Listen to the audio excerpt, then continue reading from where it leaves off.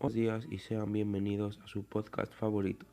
En la emisión de hoy vamos a hablar de Porfirio Díaz, una de las figuras más polémicas que ha producido México. En él está el eterno debate, héroe o villano, ya que muchos años después de su muerte se sigue hablando de él. Muchos dicen que es un héroe, muchos dicen que es un villano. Él tuvo acciones buenas tanto como acciones malas, pero ¿cuáles de las acciones resaltan más? Si que hundió al pueblo pobre o que hizo más rico al rico. No podemos saber hasta que veamos los siguientes puntos. Su periodo duró 30 años.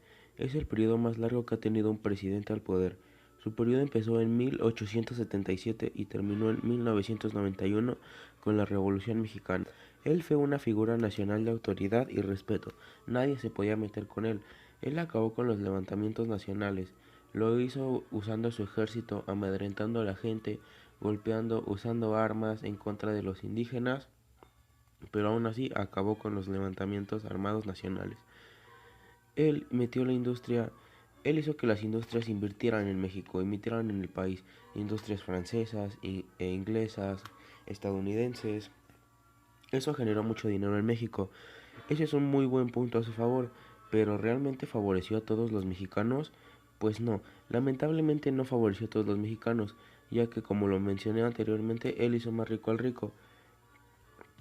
Y de eso solo se beneficiaron las personas adineradas.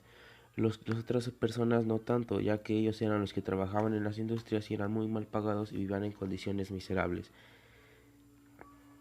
Él le dio mucho dinero a la clase alta y en su periodo también fue la primera vez en México que se originó el origen de la clase media. Es decir, en su periodo se hizo un nuevo estatus social, la clase media, que es a la que la mayoría de nosotros pertenecemos ahora mismo. Una de las razones principales por las que se dio la Revolución Mexicana fue que solo los porfiristas podían meterse en la política, así es, ninguno de los clase baja, ninguno de los clase media, solo los porfiristas tenían la opción de poder opinar respecto a la política. Una de las acciones más importantes y más relevantes hasta la fecha en su periodo son los ferrocarriles y la industria que él metió. Hasta la fecha se le sigue agradeciendo que haya metido los ferrocarriles. Otra de las cosas más destacadas que él hizo en su periodo gubernamental fue la innovación científica y el apoyo a los estudios científicos. En esos tiempos México no era un país muy desarrollado. Entonces al hacer eso fue un muy gran avance tecnológico y eso se le agradece muchísimo. También fue el primer presidente que dio el aumento de 4 a 6 años. Es decir, ya no ibas a gobernar solo 4 años, él iba a gobernar ahora los 6. Él fue reelegido muchas veces, aunque no todas eran de acuerdo. Muchos dicen que sus elecciones eran planeadas, es decir, que eran unánimes, pero en verdad el pueblo lo quería, no.